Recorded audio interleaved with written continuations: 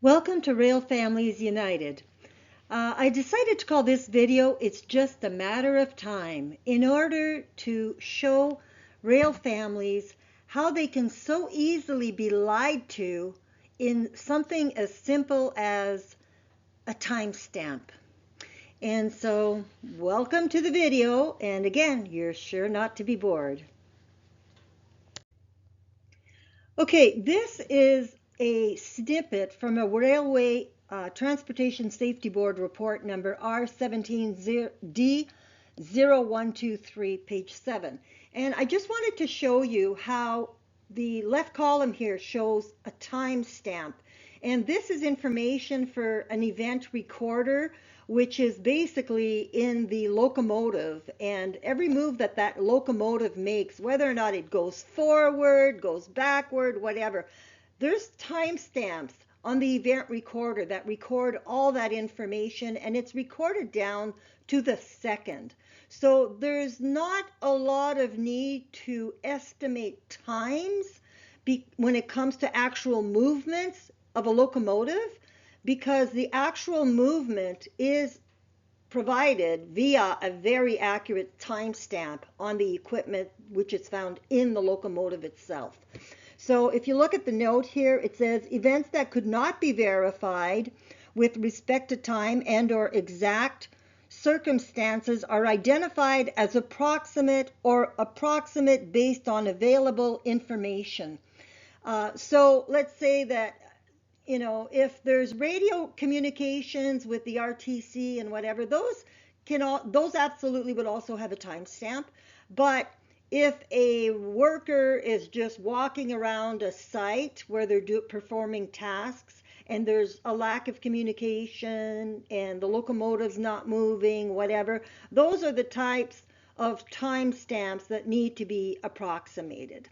Okay, but as far as the locomotive itself, any movement by a locomotive, that type of stuff, radio communications with the RTC, those would pretty well all have a timestamp.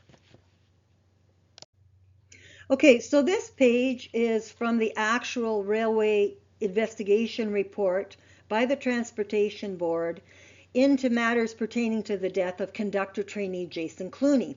And again, you can see the timestamps here are provided. And the fact that the first timestamp shown really at the bottom there is 1735. That's when they actually arrived at the final work location where Jason would lose his life. Just prior to arriving there, if you see timestamp 1730, it says that they had a job briefing on the way to Murphy's. They were on the train when that job briefing happened. And it's important to know there were 4 people on the crew that day. There was the locomotive engineer, who was actually a pilot locomotive engineer, who was training another locomotive engineer who was new to the territory. Now, that second locomotive engineer was a qualified locomotive engineer, but the fact that he was new to the training required that he have a pilot to take him through the territory a few times so that he can become familiar with it. So there were 2 locomotive engineers. Then there was the supervising conductor, who had quite a bit of experience as a qualified conductor, and then there was the conductor trainee. Now here's the issue. There's not that much room in a locomotive. There's only 2 seats. So there would have been a seat here where the locomotive engineer and, probably the pilot and the locomotive engineer being trained would have been seated, and maybe the supervising conductor was also in there. But if you look at the witness statements and stuff that, again, I obtained via Freedom of Information or Access to Information requests, and I'm going to go through these later and show you them, but the conductor trainee, Jason Clooney, had spent most of his time on the way to this last location in the second engine, the second locomotive, because there simply was not enough room for 4 people in the first engine, where there was a pilot engineer training a locomotive engineer who was new to the territory. And so this whole thing of just prior to arriving at the final destination for the work site, that there was a job briefing conducted between the conductor and the trainee regarding the work to be performed when they arrived at that next site in the next 5 minutes or so. Well, the conductor trainee looks like he may have been actually standing outside on the locomotive when he was getting that job briefing. That's something that I thought I had read somewhere, but there's not enough room for 4 people in a locomotive. So, and one of the witnesses said that he had spent most of his time, the conductor trainee, on the second locomotive, and that he would come up to the first locomotive periodically to chat with them and then go back. But he would not, I don't think, have been entering the first locomotive because there's no room for them to have 4 people in there. So that job briefing may have very well happened while the conductor trainee was actually standing on the platform on the outside of that first locomotive. And so, it would be kind of hard to hear what you have to do at the job site you're about to go to if, you got the noise of the engine, you're out in the elements, whatever. So that's an issue, I guess, for people. You need to be aware of those types of issues. Now, here at the bottom, in the footnote, it says, all times are Central Standard Times and are approximate. Well, no, you don't need to approximate anything that has to do with the actual movement of the locomotive. And there are other things, as we shall see in this report, that were approximated when there was absolutely no reason to do so, other than perhaps maybe trying to deceive people. And again, this is a page from that same railway investigation report, and this particular information was provided on page 5. Now, the information I really want you to pay attention to here is, 1, the page number, page 5. The other thing I want you to notice is the time of the sunset. Here it is stated that the sunset occurred at 17:10 that day. Well, that's wrong. And so one has to ask, why would you have the wrong sunset time in a railway investigation report pertaining to a death? And one really has to ask, is this an intentional deception? So we're going to get into that. Okay, so this is the bottom of page 2 and the top of page 3 for that same railway investigation report. So the question becomes, why was the timestamp for the time of the sunset provided on page 5, a couple of pages further than this other information pertaining to timestamps on this particular day? If you had provided the timestamp, the time for the sunset, as 17:10, it would have been at the first arrow here at the very top and above the 17:30. Now, another thing I want you to notice here is that 17:10 and 17:30 both begin with a 17. So that makes the timestamps, in your subconscious, they look quite close, and there's less obvious issues that might stand out if that was, say, a 16-something timestamp. So that's another trick. Be aware of subtle changes and what their impact can be, because these are the types of things that make you very easily lied to. So again, if this was really 17:10, why was that particular timestamp not provided above the 17:30 at the bottom of page 2? And then if you look at that, and if it was placed there, you would see, okay, so the sunset was at 17:10, supposedly, but the train arrived at the last location which was called Murphy's, at 1735. So that would have been 25 minutes later. And so if the sun was set, this happened in the end of month of November, November 18th. So it's already getting fairly dark at that time. And so if the sunset's already been down for almost half an hour, it was probably dark when they arrived at the last location. And there's a lot of implications to that in and of itself also. Okay, so back to the time of the sunset issue. If you do a Google search for the time of the sunset on this particular day, which was November 18th, 2013, for the area of Tisdale, Saskatchewan, where Jason was killed, you would see that what comes up is not 1710, but 4:57 p.m.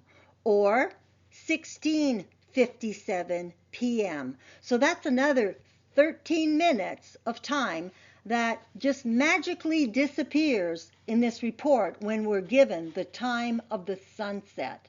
And again, in the winter, it gets dark pretty fast.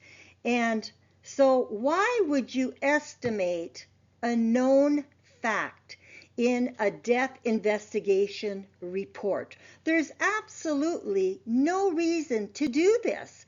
We have been monitoring and recording the sunrise and the sunset for everywhere forever.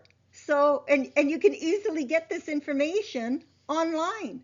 So why in the world would anyone want to estimate a known fact? And in my opinion, folks, the answer to that one is to deceive. Remember what we refer to as the 10 Ds of opposition, the 10 Ds of law. And one of those is absolutely deception. So let's look into this a little more closely. Okay, so we now know that the actual time for the sunset that day was 16:57. So that would have been 38 minutes after sunset when they arrived at the final work location. And here's another issue.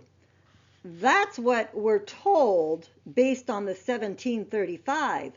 But is this accurate or is this off? Is this the actual timestamp from the locomotive, the 1735, if railway investigators for this death investigation can tell us that all times are approximate?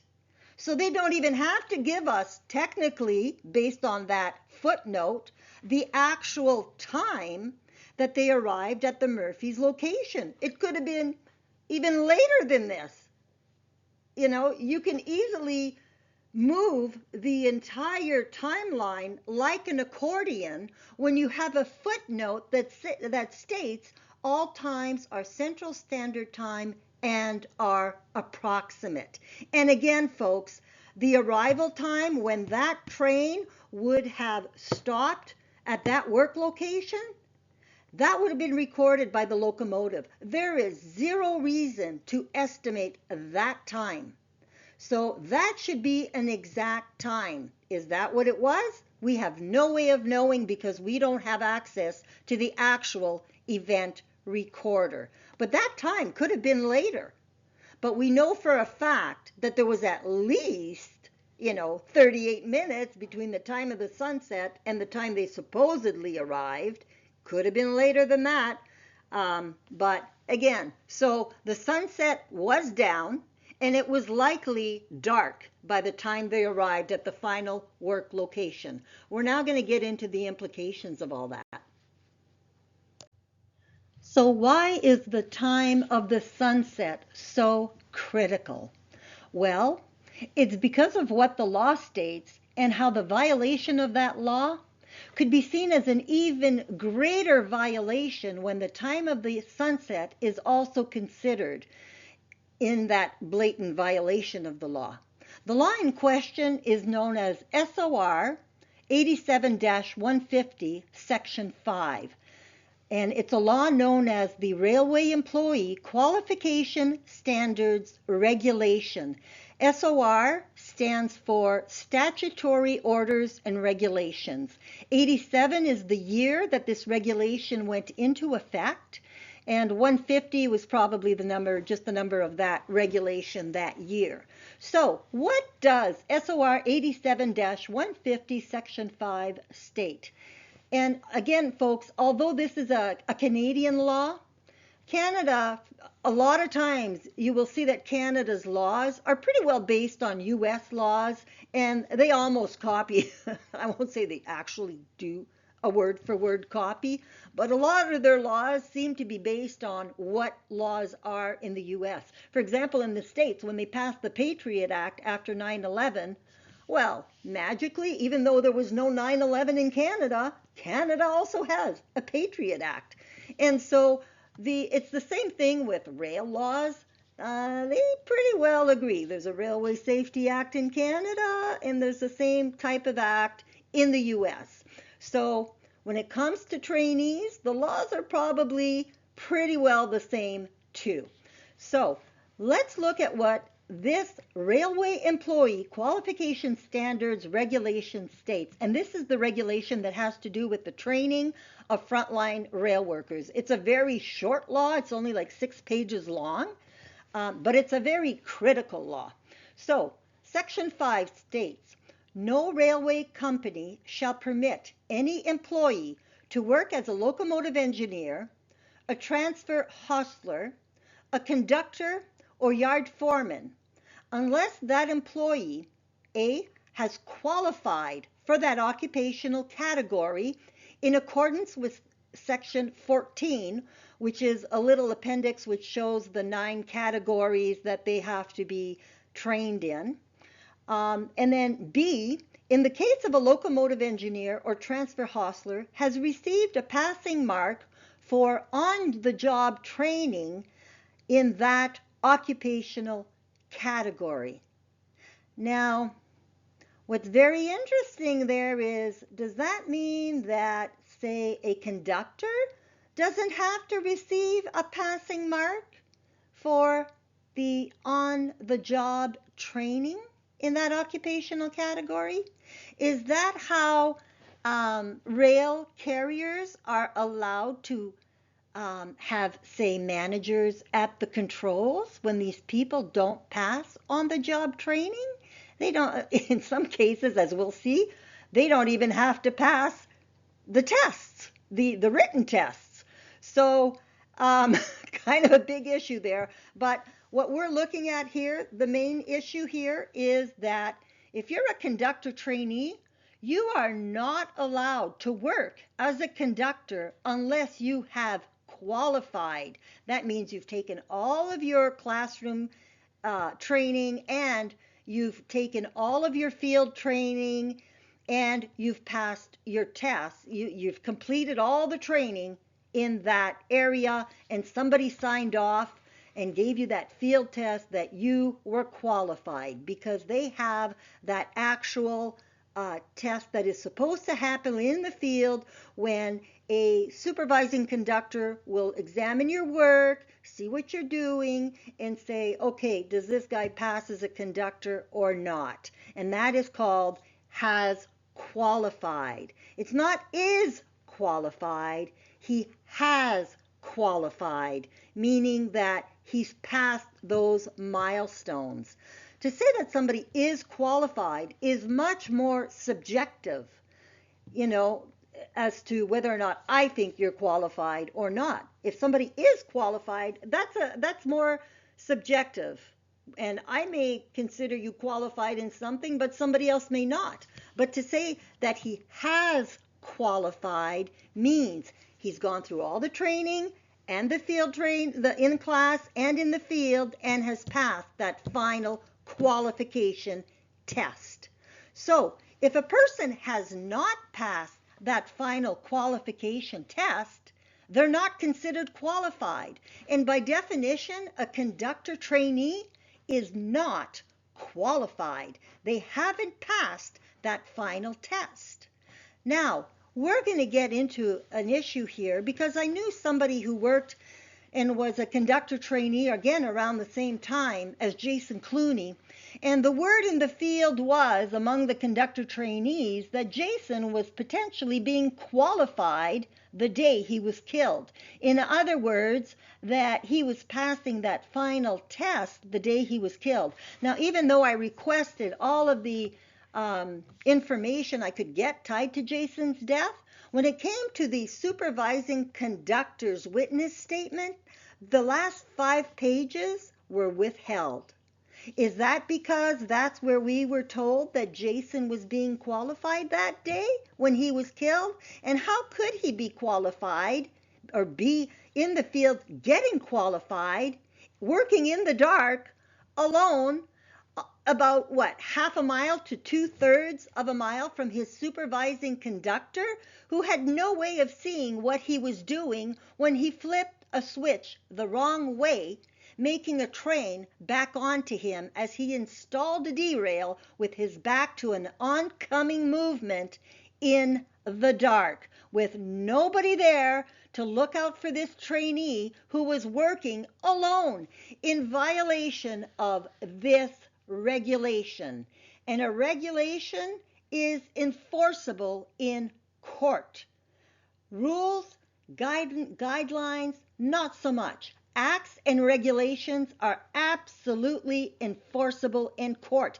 And so to violate an act or a regulation is much more serious than violating maybe a rule, because a rule is not as enforceable in a court of law. And that's according to the Government of Canada. And we're going to get into that too. And I'll show you where I got that. But so here's the issue. Why is the sunset so critical? Well, if I'm CN Rail and I allowed an employee to, a trainee of all things, who's not qualified, to walk off in the dark by himself in unfamiliar territory, because this was unfamiliar territory for conductor trainee Jason Clooney. And so if CN's people allowed him to walk off into the dark to work by himself with no one supervising him, that was a clear and undeniable violation of this regulation. And so for CN Rail, it would be, I think, if you were in front of a jury, I think a jury would think it an even bigger violation to let somebody walk off in the dark.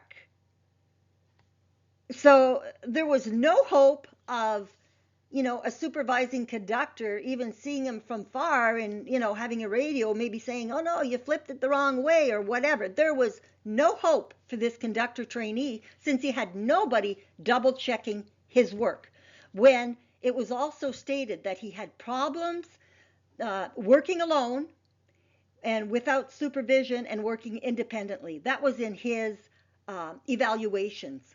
And so it's even worse to allow this guy to walk off alone with no supervisor when he is not qualified. A complete and total violation of this regulation by CN Rail. Now, I will say here that in the Occupational Health and Safety Tribunal of Canada hearing, it did come out that the supervising conductor had never been trained in how to supervise a trainee. And that in and of itself is also an issue. Because if you're not told how to supervise someone in a safety critical task or environment, and flipping switches the wrong way would be a safety critical issue, who's at fault here? Definitely CN Rail, because you're not properly training not only your trainees, but you're not properly training the supervisors for those trainees. And that is an absolutely huge issue. And so if we're wondering why it is that the rail industry is getting exponentially more dangerous, look to issues like this. Now, there's another very, very critical point on this slide that I want to show, and that is the date that this particular section of this regulation went into effect. it said subsection 1, right here, 5.1, went into effect or into force on July 1st, 1990. So this is a pretty old law. And so it was definitely in force at the time of the death of conductor trainee Jason Clooney. Now, the fact that this was the law then, and it actually is until today, the date that I recorded this, which if you look at the bottom of my monitor here, is February 28th, 2025. This is still the law to this day. This regulation has not changed, as is evident from the fact that I pulled this screen print online for SOR 87-150. If you go in any search engine, type in SOR 87-150, you will go to the laws for the Justice Department of Canada, and it will pull up this law, and you can read it online, you can download the PDF, but it is, again, still the law of the land to this day. It does show that it went into effect, again, on July 1st, 1990, and that no railway company shall permit an employee to work as a locomotive engineer, a transfer hostler, a conductor, or a yard foreman unless the employee has qualified in that occupational category in accordance with Section 14. So, if that's true, conductor trainee Jason Clooney should not have been working as a conductor all by himself when he was a conductor trainee, because by definition, a trainee is not qualified. Okay, for the sections that are provided in the railway investigation report pertaining to Jason's death, as far as the information that we're given that is taken from the Railway Employee Qualification Standards Regulation, and here they start at point 5, section 5, and they give us various sections here, but it's pretty well a word for word copy of what that regulation states, except for one key point here. You'll note that the date of July 1st, 1990 has magically disappeared from Section 5 of the regulation information provided. And by doing that, it helps a little bit further in the deception when rules are said not to be in effect yet as we go further into this report. And there's a difference between rules and regulations. The average person probably doesn't understand that.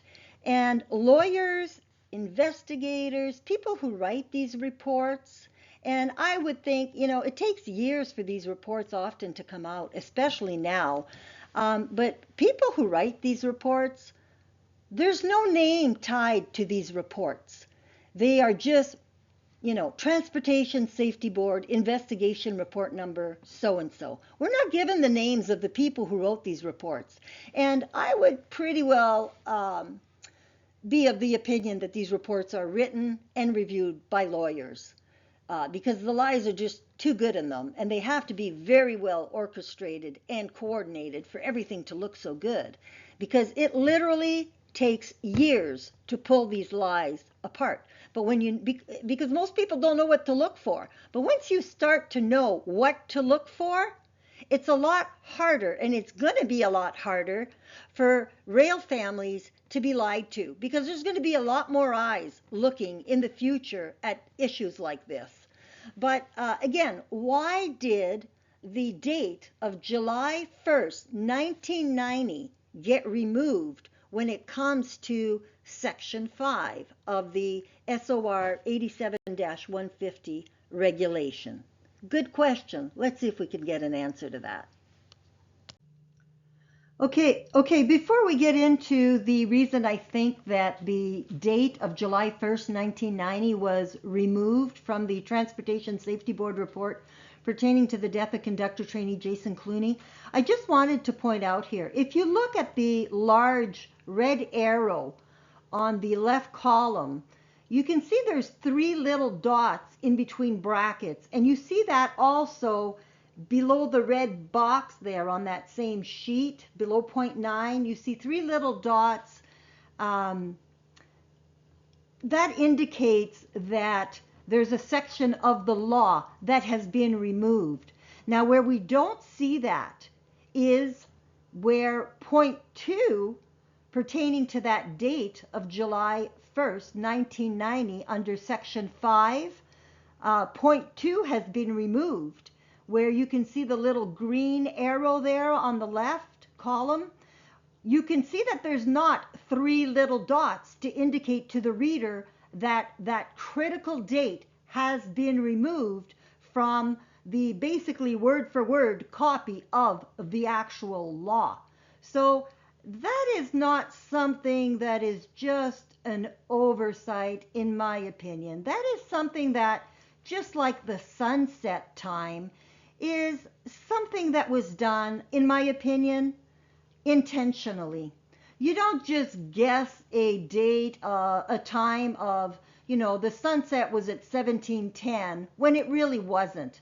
Somebody had to make a conscious decision to pick that weird sunset time, which was not the actual time of the sunset that day. And I think likewise here, someone chose to remove the date and omit those three little dots that would have told us that part of the law is missing here.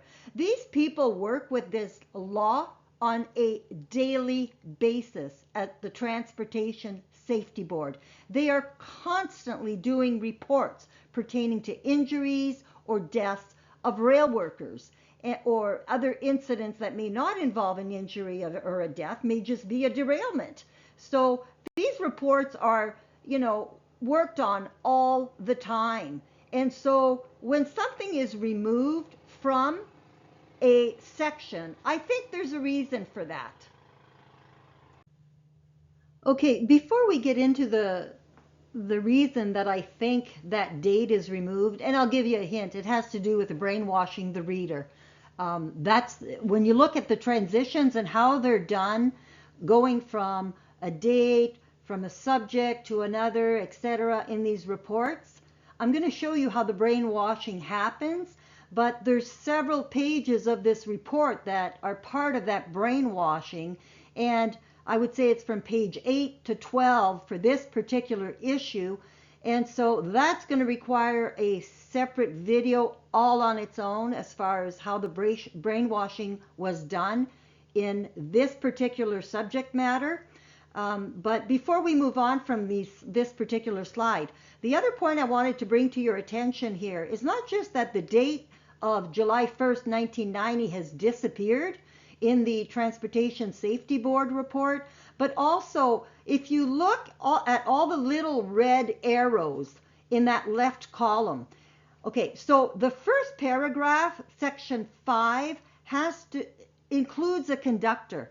But all the paragraphs below that only include a locomotive engineer or a transfer hustler.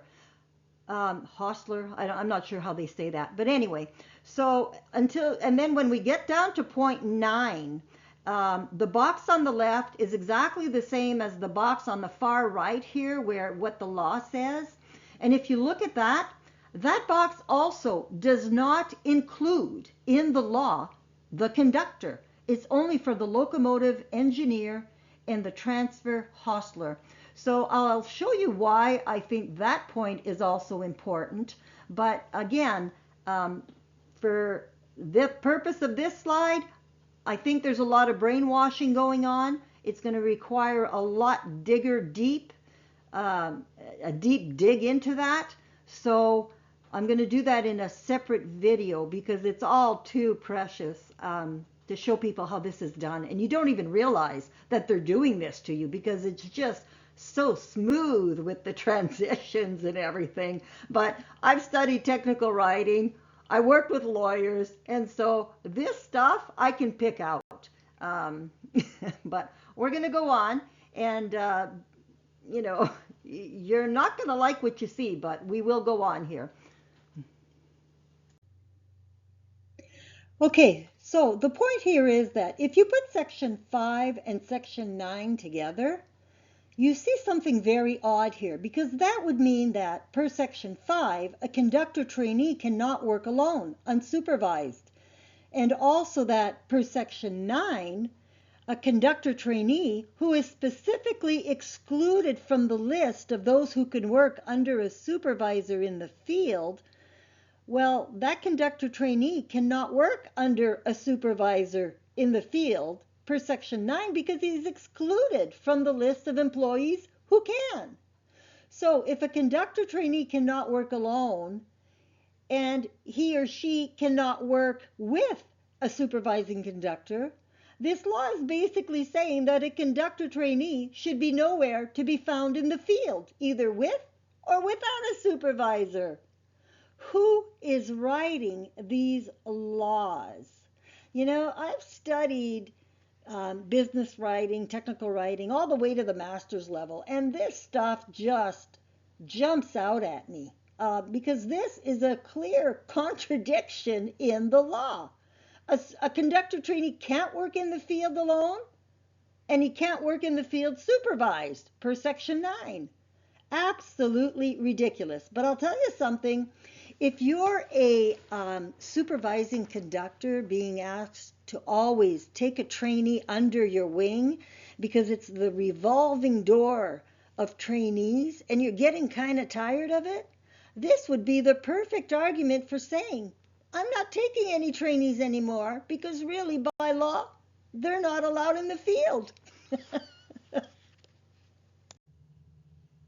Okay, so per the Railway Employee Qualification Standards Regulation in sections 5 and 8, you'll note the legal requirement for frontline rail workers to have been qualified in their occupational category per section 14, as well as the legal requirement to have been properly tested in written and oral classroom examinations, or both, dealing with the required subject. But note, the requirement for field testing with a passing grade for a conductor trainee is nowhere to be found in this regulation. The words has qualified are also not defined in the law. Thus, by law, when something is missing or it's open to interpretation, courts must determine basically, or they must consider the common interpretation or what was meant when the law was written, and how it's basically used in the industry. How is that interpreted every day in the industry? Now, you would think it would make sense that if you are a conductor trainee, that you don't only get written and oral classroom training, that you would also need, or testing, that you would also need field testing to make sure your skills are what they need to be for you to be considered qualified. And I'm going to get into that a lot more in other materials, but I wanted to just point this out because this was in the slides, that information that we were looking at.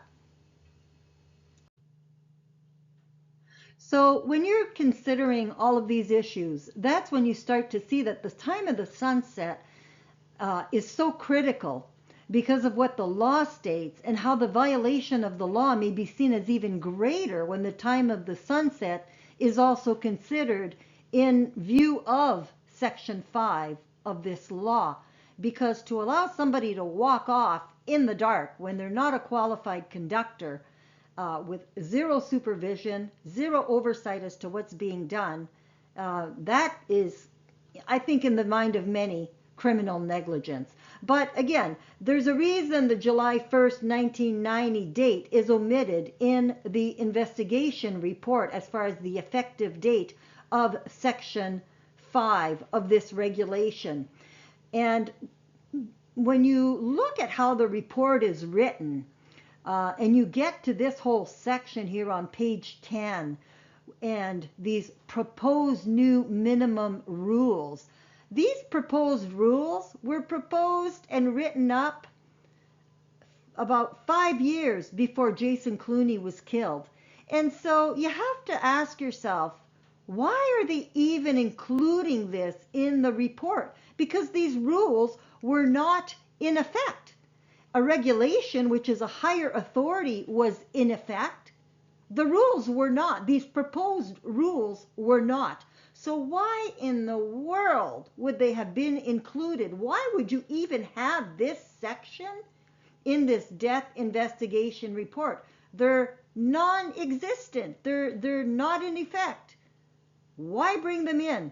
And the reason that they were brought in, I suspect, is in order to make the brainwashing transition a little more smooth and easier to do. They had to have some other date in there. They had to have a date in there, and then they had to go between regulations and rules. A lot of people do not know what's the difference between a rule and a regulation.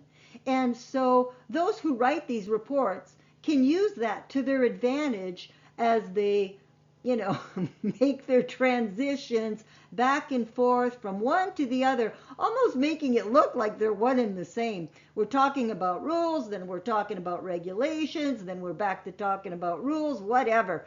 And it's all part of the brainwashing. And once you're aware and you see what they're doing to you, it all starts to make sense. But there is no reason for having included proposed minimum rules that were never approved. Why would you include them in this death investigation report? There was no reason to do so, in my opinion, other than to attempt to deceive rail families.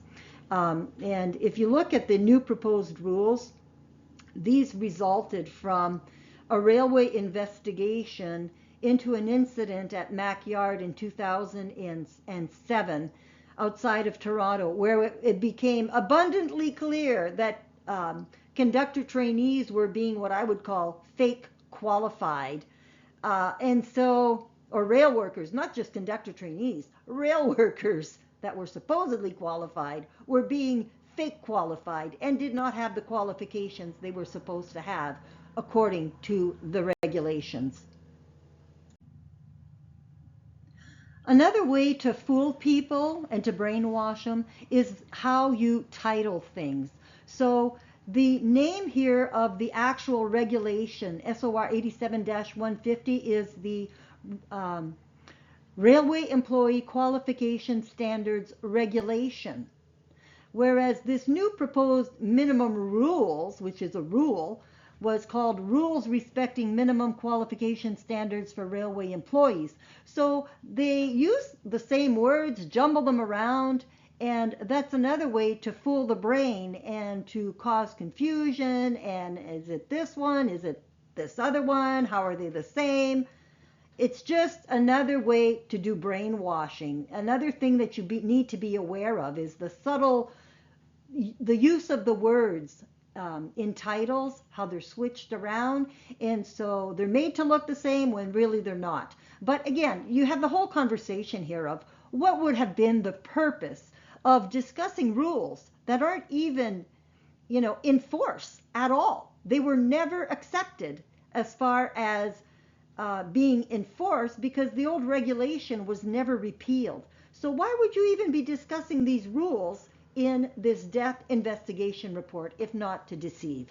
So, the other thing is when there's an incident in the rail industry, the other thing that happens is you can be pretty sure, in my opinion, that rail carriers will take that as an opportunity to water down existing laws. So, railway safety action taken, whatever. They make it look like they're working on issues, but meanwhile, in the background, they're busy watering down the legislation even more, making the work environment even more and more dangerous. So to them, it's like, you never don't waste a good crisis, right? So use it as an opportunity to water down the laws when somebody dies, because that's what absolutely happens Um, and we're going to get through a lot more of that issue when we discuss the Occupational Health and Safety Tribunal hearing pertaining to the death of conductor trainee Jason Clooney. But anyway, the other point on this section here, which in my opinion should never have been included given these rules never went into effect, given the regulation was never repealed, so they're not valid. Why include it? But again, then there's this second point, and the reason they do it, again, is because of brainwashing. Point 8 here gets into the training, on the job training, because there's an entire section that's going to be coming up pertaining to on the job training. And so this section acts as a transition for what's coming. And just as regulations which exist would override any rules here, in the next section, we're going to be getting into violations of acts that they're going to be discussing regulations while not mentioning the fact that what happened in the field were actual violation of acts, which is an even greater violation of the law in matters pertaining to the death of conductor trainee Jason Clooney. So it's all part of the brainwashing. And I'm going to get into that a lot more in separate videos, but just need you to understand here, there's a reason for the missing effective date of July 1st, 1990. There's a reason for discussing proposed minimum rules, even though they're worthless. They never went into effect. But they provide a great opportunity for transition in railway investigation reports. It's a tool. That's what it is. It's a tool for the regulators, the investigators, the writers of these reports to use as they spin the truth. And there's no other way to put it, folks. Now, when you're looking at this section 4.8 here, they're discussing that employees would be getting basically an on-the-job trainer for the duration of their training program. And even though they're saying, well, this was not a rule, actually, if you look at the information provided as a result of the Mackyard incident of 2007, there's information there to show that there should have been one-on-one training happening as far back as 2007, and that was definitely not the case, and it definitely is not the case today. So more violations of laws swept under the carpet with the help of Transport Canada and the Transportation Safety Board and the Occupational Health and Safety Tribunal of Canada. It's very sad, but that is the reality. Okay, I just wanted to provide this slide to show you SOR 87-150 sections 5 and 14 because they are tied together. If you look here at section 5 where it says that no railway company shall permit an employee to work as a locomotive engineer, transfer hostler, conductor, or yard foreman unless the employee has qualified for that occupational category in accordance with section 14. So this is the section 14 next to section 5 here. And you can see here when we were previously talking about a transfer hostler, and I said that's not the same as a conductor. It's clearly not. I don't know. I've never heard that term really used recently in the rail industry. I think it's a person that takes like locomotive engines in and out of garages for repairs. I'm not 100% sure, but I think that's what it is. But anyways, you can see here that a locomotive engineer, a transfer hostler, a conductor, and a yard foreman are all considered separate occupational categories. And each one has specific things. There's 9 different subject areas that they must be competent in order to be properly qualified. So you can see here a locomotive engineer and a conductor have, let's see, 1, 2, 3, 4, 5, 6 subject matters that are that overlap.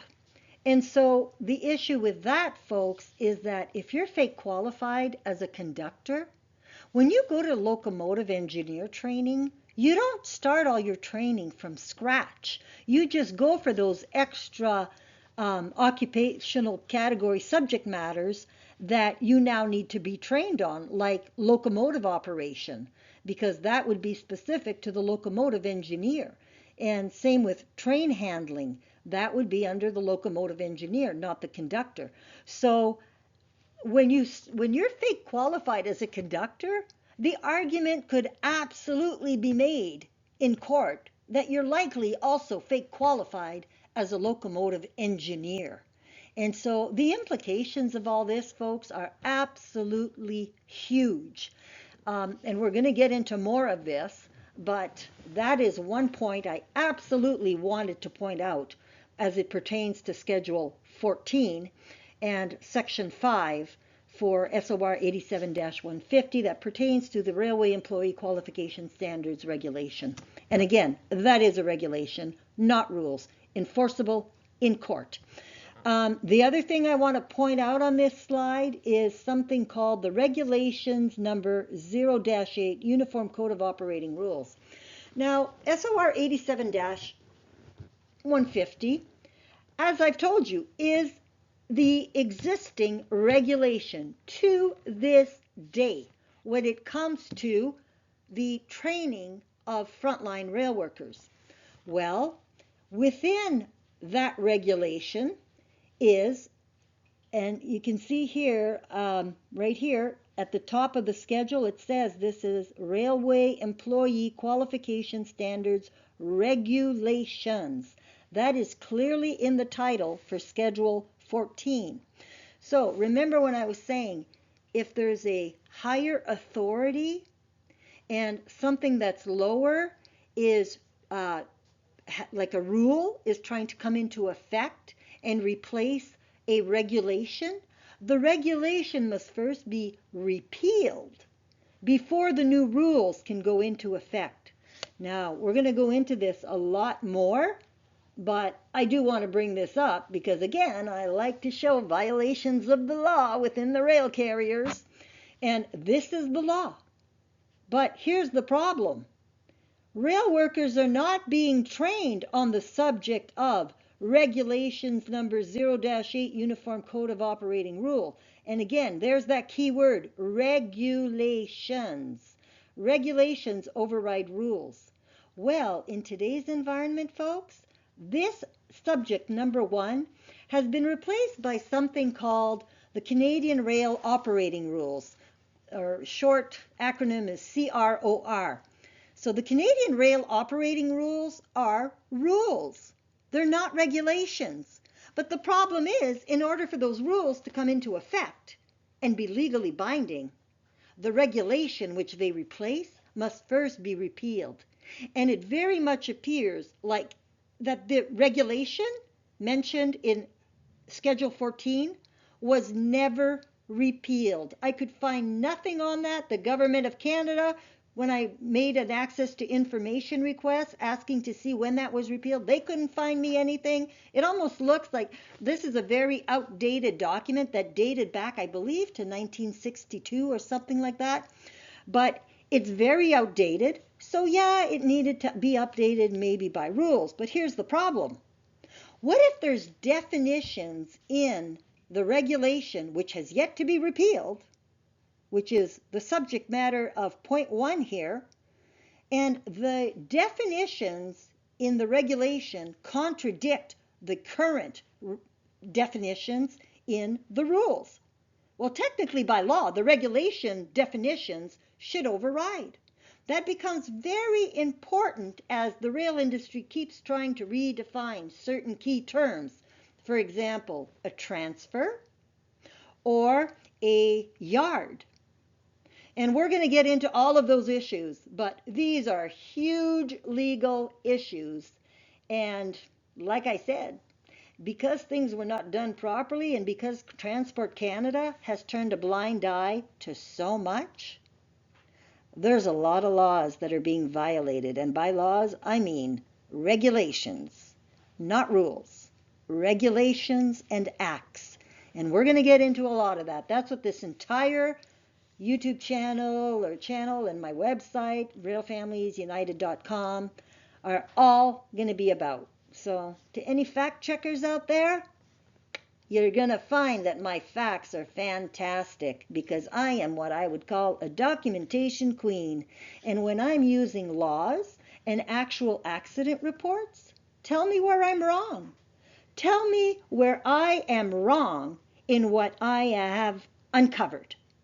And again, I've taken years and years and years to document all of these issues. And they are numerous, and some of them are so outrageous, they are jaw droppers.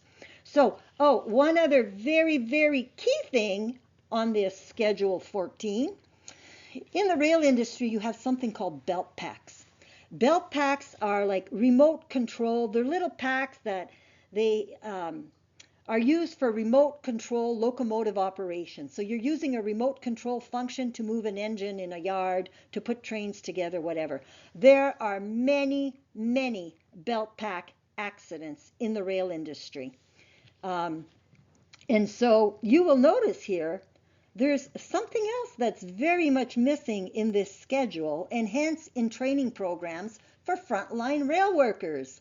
And that is any mention of belt packs or remote control locomotive operations that a conductor would use to put trains together in a rail yard. So where is the occupational category of belt pack operator? Or where is the subject matter or category of belt pack training? It's nowhere to be found. And folks, that means that for over 30 years, there has been basically no belt pack training program or regulations on file with Transport Canada, in spite of the fact of how many accidents are happening pertaining to belt pack operations. And the Mackyard incident, which was supposed to result in the overhaul of all training programs, when that accident happened in 2007 in Mackyard outside of Toronto, when it was very obvious to Transport Canada, in my opinion, that frontline rail workers were being fake qualified. There was no other way to see what was happening in that rail yard with that particular accident. And so then Minister of Transportation John Baird issued a Railway Safety Act Section 19 order forcing all rail carriers to supposedly overhaul all their training programs for frontline rail workers.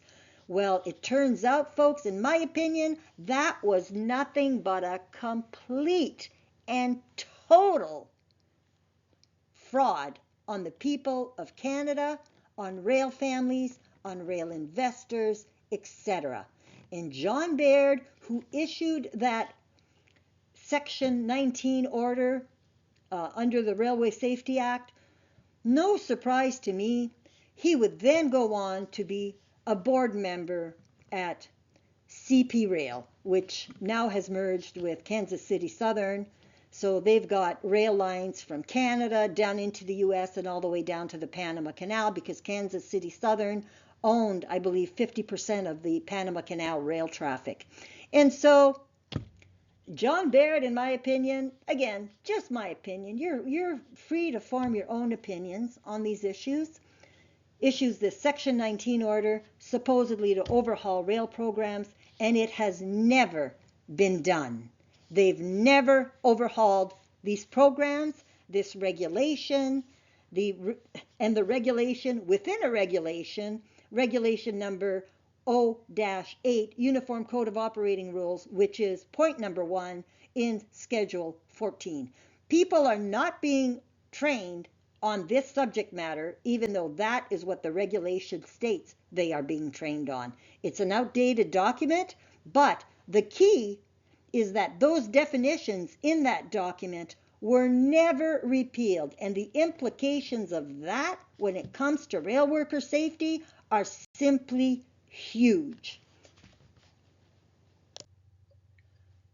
Okay, so in conclusion on this video, I guess when it comes to a matter of time, the key lesson here is to learn to question everything.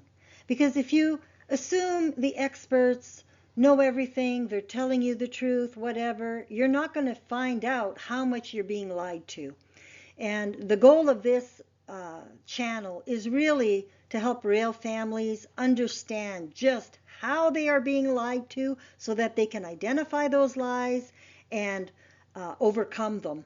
Because, again, these issues affect all of us. So, whether or not it's a matter of time as far as the sunset or a matter of time when a law actually went into effect, or how long a law has been in effect when it should have been repealed, or all of these issues, matter of time for when is it appropriate to have remote control locomotive operations when they've been going on for decades and there were never any proper training programs on file with Transport Canada, and so no proper reviews, no proper anything. It's just a free for all, quite frankly, in my opinion. That's my opinion.